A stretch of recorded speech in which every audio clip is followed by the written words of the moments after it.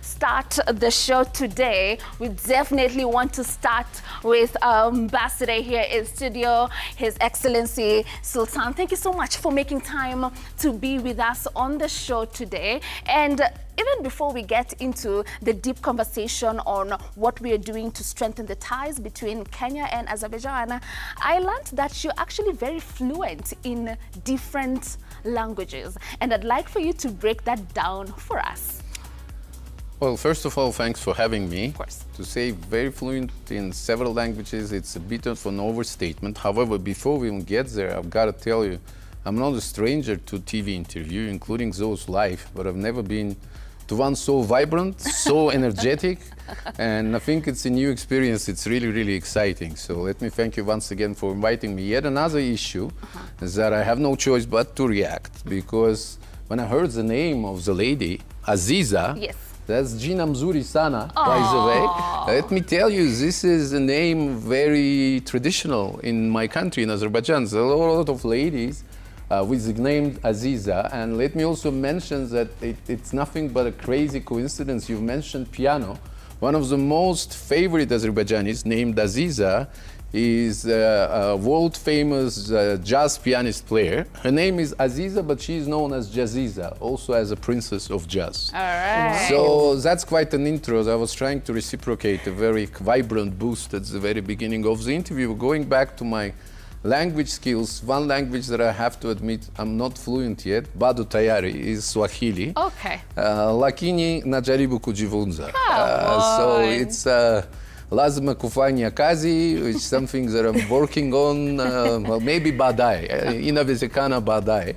But I'm really trying to learn, to improve my Swahili, because for me it's also a sign of affection, and I'm doing it because I really feel comfortable in Kenya. Here everybody speaks English. You need no other language to communicate, but Swahili is quite special. So speaking of other languages, of course, I speak my native tongue, which is Azerbaijani. I also speak Turkish. I speak Russian. I speak a little bit of French, but it's really super basic. I mean, probably even more, no, probably as basic as my Swahili is. Right. Yeah, have I arrived to the end of the list? Yes, I think I did. So that's all I have, not much. Pretty impressive not at all. There. Not now, at all. a lot of times we like to teach our guests some Swahili, but today I'm not going to do that. I'm going to task you to actually teach me how to say hi in Azerbaijan. Let me learn You'll be surprised, because, I mean, we'll be teaching each other. It's salam. Oh, I see. So it's salam. like, yes, we use salam. And how do I respond? Salam, well, if you say salam, it's just hi. If you want to ask how are you, you say nejasan. Nejasan. Nejasan. And nejasan means how you doing. That's it. And right. then you say sahol, that means good, thank you. So, great. I mean, I'm not going to go any further, not to make it excessively difficult, but if you travel, or rather when you travel to Baku and you're greeting people, you just tell them salam. It should be easy. It's rahisi. Right. Kwasababu, you know salam. And then you say nejasan, and they will be really impressed. Great. Now let's also just start by getting a picture of, describe Azerbaijan to us, to someone who's never been there, me included, and they want to get a picture of how that country is, from the people to the culture to the food. How would you describe Azerbaijan? And how many hours do we have? All the way to the morning, right? All right. No, in a nutshell, we're a relatively small nation of 10 million people. We used to be part of the Soviet Union. We regained our independence with the collapse of the Soviet Union. We're talking early 90s.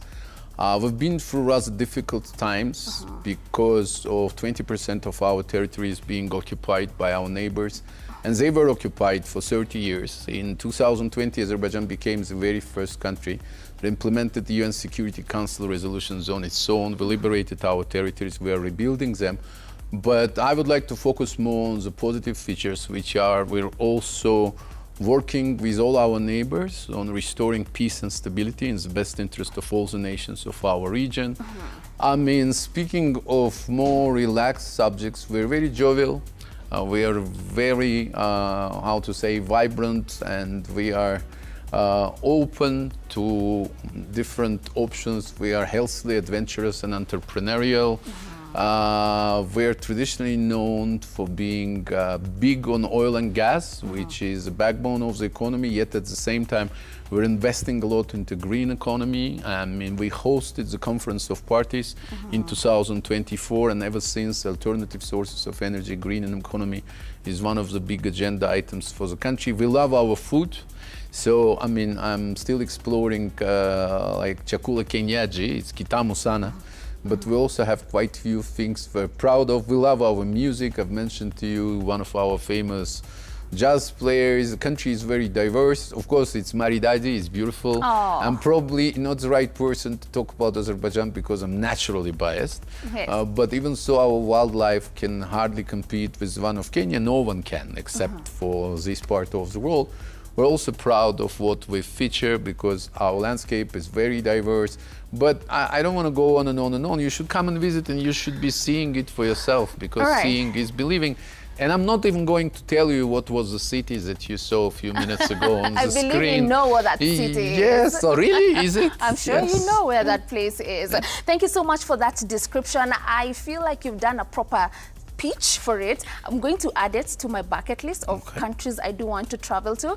Now, later on in our conversation, I'd want for you to talk to us about the opportunities that are there for Kenyans. And speaking of Kenyans and opportunities there, we're going to start the show by also talking to a young gentleman who is in Azerbaijan. And we will get to hear the first-hand experience. Peter Malale, are you there? Peter? Yes. Hi, Peter. How are you? I'm good. How are you? I'm